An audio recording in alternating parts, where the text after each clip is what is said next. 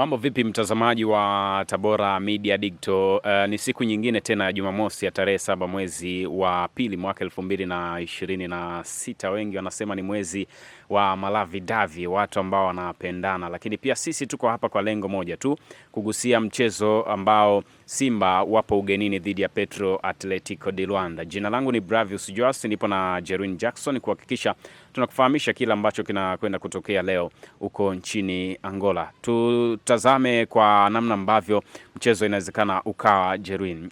Kiutaalam zaidi, Simba wanahitaji kurejesha matumaini. Nini ambacho kinaweza kikafanyika zaidi kwa upande wa benchi la ufundi na hata wachezaji kuanza kurejesha matumaini na kuifanya timu irejee kwenye ushindani zaidi?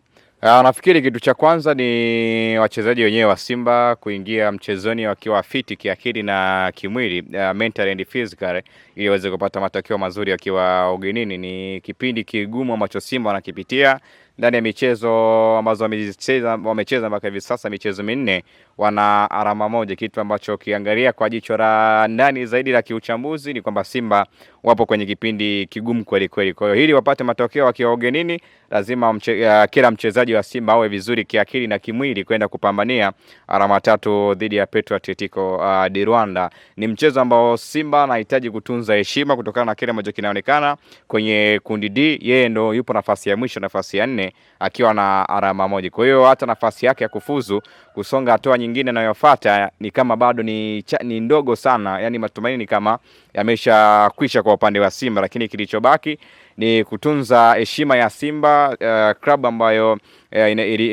inafanya vizuri, timu ambayo ilishawahi kuingia kwenye timu 5 bora barani Afrika. Kwa hiyo ili wafanye vizuri lazima waende kupambania rogo ya Simba kwa wachezaji wote, lakini pia na benchi la ufundi lazima lifanye kazi ipasavyo. Ni mechi ambayo ukiitizama kwa jicho la pili, ni mechi ambayo ina vitu vingi ndani yake.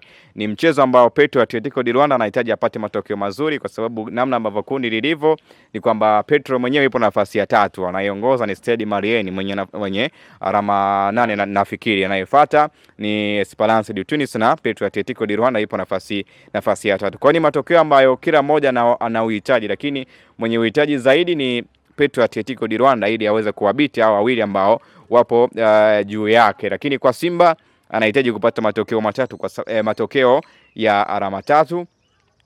Matokeo ya alama 3 ni matokeo ambayo yanaweza akamfanya Simba warawa asimalize kwenye nafasi ya mwisho. Simba akimaliza nafasi ya mwisho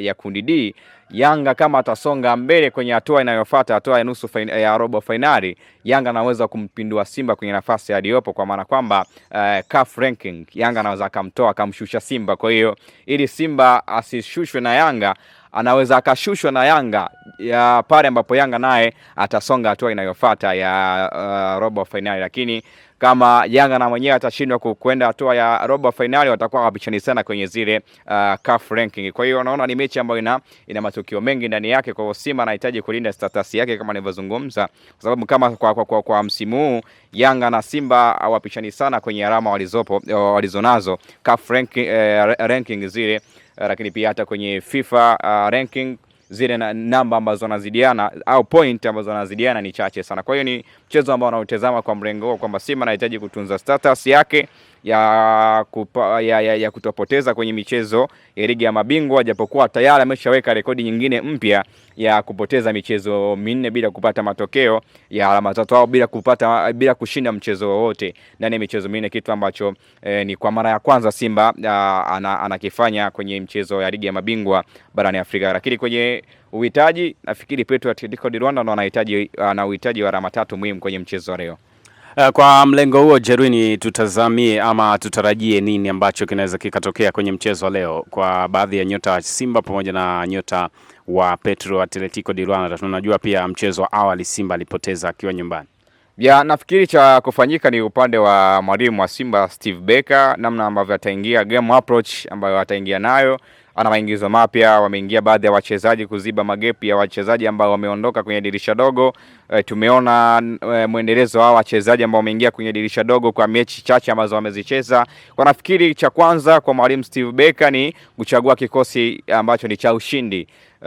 wanasema kikosi cha ushindi wakibadiliki, lakini naamini mwalimu Steve Barker kama atajaribu kuingia na kikosi ambacho kitakuwa chenye ushindani, kitaenda kupambana, naamini hiyo ndio silaha yake ya kwanza. Lakini pia silaha yake ya pili ni wachezaji wenyewe kuingia mchezoni wakiwa na mentality ya kwenda kupata matokeo, wasiingie kwenda kutimiza tu ratiba ya michuano ya ligi ya mabingwa barani Afrika, waingie kushindana. Hiyo inaweza ikawapa nguvu zaidi ya kupambania alama 3 muhimu. Kwa hiyo kwa upande wa Simba ni hizo ni hivyo tu, yani wachezaji waingie kwa ajili ya kupambana, lakini pia mwalimu Steve Barker naye apange kikosi ambacho atakuwa ana uhakika kwamba kinaweza kikanipa matokeo ndani ya dakika 90. Kwa upande wa Petro Atletico de Luanda, nafikiri wao wana feel home advantage kwa sababu walipata matokeo akiwa ugenini. Wana imani kubwa kwamba wanaweza kupata matokeo akiwa uwanja wa nyumbani, japokuwa uwanja wa nyumbani vile vile unaweza ukapoteza ama ukashinda vile vile. Lakini ukiangalia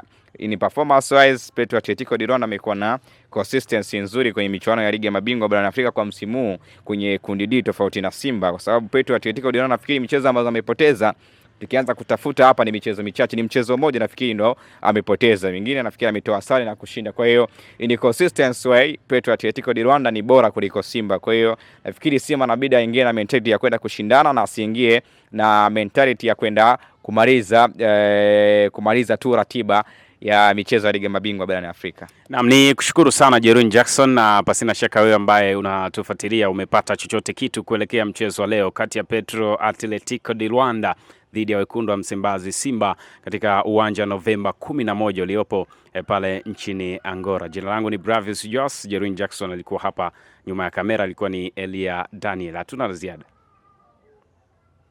Wewe mwananchi wa Tabora, unayetafuta duka la vifaa vya umeme, wapi vinapatikana? Basi nenda moja kwa moja Mnawe Enterprises. Wamefungua duka jipya la kuuza vifaa vya umeme wa majumbani na viwandani. Wanauza jumla na rejareja. Wamekuja na punguzo kubwa la vifaa vya umeme. Extension ya shilingi 10,000 watakuuzia shilingi 4,000. Switch flash ya 1 gang ya 1,500 watakuuzia shilingi 900 tu. Earth ya shilingi 10,000 watakuuzia shilingi 6,000.